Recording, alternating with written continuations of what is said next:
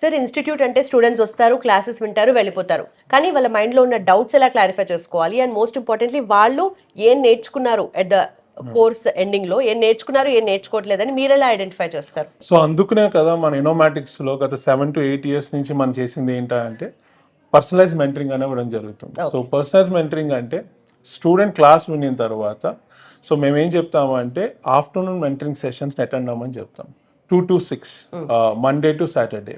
So ఈ ప్రాసెస్లో ఏమవుతుందంటే స్టూడెంట్కి క్లాస్లో విన్న టాపిక్ మీదే ఒక టాస్క్ ఇవ్వడం జరుగుతుంది. ఓకే. ఆ టాస్క్ వల్ల ఏమవుతుందంటే ఒకటి క్లాస్లో చెప్పిన తర్వాత రివైజ్ చేసుకుంటూనే ఆ టాస్క్ తాలూకా అదేంటి ఏదైతే కాన్సెప్ట్స్ ఉంటాయో దాని మీద ప్రాక్టికల్గా వర్క్ చేయడం కూడా జరుగుతుంది. ఓకే. సో ఆ వర్క్ చేసినప్పుడు ఏముందంటే డెఫినెట్లీ ఒక్కొక్కసారి ఏమవుతుందంటే స్టూడెంట్ స్ట్రక్ అయినప్పుడు అరే ఇది వెంటనే డౌట్ క్లియర్ చేసుకుంటే బాగుంటుంది కదా అని అనిపిస్తుంది. సో అలాంటప్పుడు మీకు ఏంటి ఆ డౌట్ క్లియర్ చేసే వాళ్ళు కావాలి. సో అందుకనే ఇనోమాటిక్స్లో ఎప్పుడు మీకు ఎక్స్పర్టైజ్ మెంటర్స్ ఉంటారు. ఓకే. సో ఈ ఎక్స్పర్టైజ్ మెంటర్స్ ఏం చేస్తారంటే వాళ్ళు ఆ డౌట్స్ని రిజాల్వ్ చేస్తూ ఉంటారు.